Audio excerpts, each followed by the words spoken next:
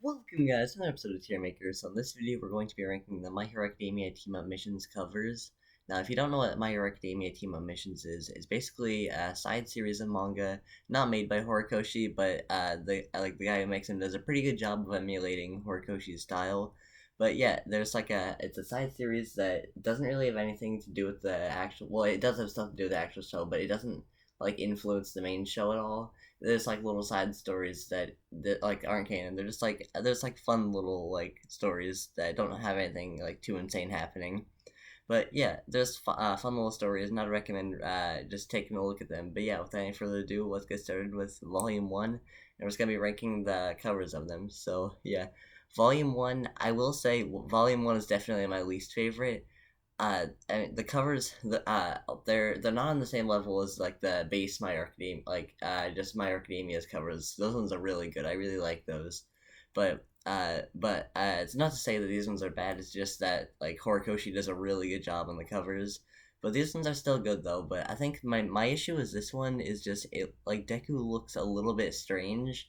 And also, I think the yellow background's just a little bit jarring, but I think it's still good though. I'll give it a B tier. It's a good, it's a pretty good baseline, but it does definitely go up from here.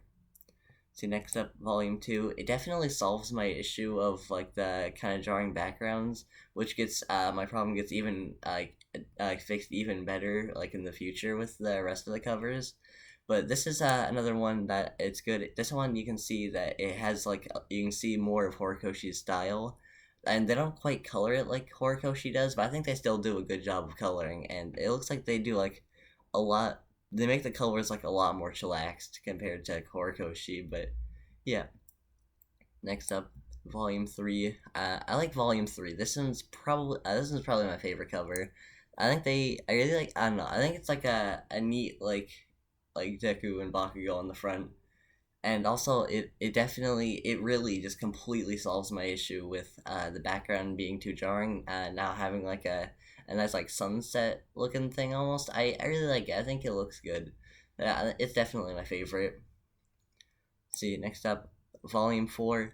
This one this one is, it's not too much it has the more chibi Deku on the front, which seems like I wouldn't like it, but it's a nice little change up. It's nothing too insane, but I still really like it. It's another one of my favorites. It changes it up, but not too much that it looks just completely weird. But I don't know. I like it. I'll give it A tier.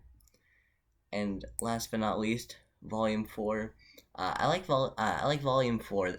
Volume 4, at least where I live, hasn't been released yet, but I'm looking forward to it being released because it is a pretty nice cover. I have no idea what it's about, but it looks neat, and I like how I like how they colored it. They colored it a lot like the anime does, with the more flat-ish colors, which isn't a bad thing. They did a really good job, which I like. So I'll give it another A tier.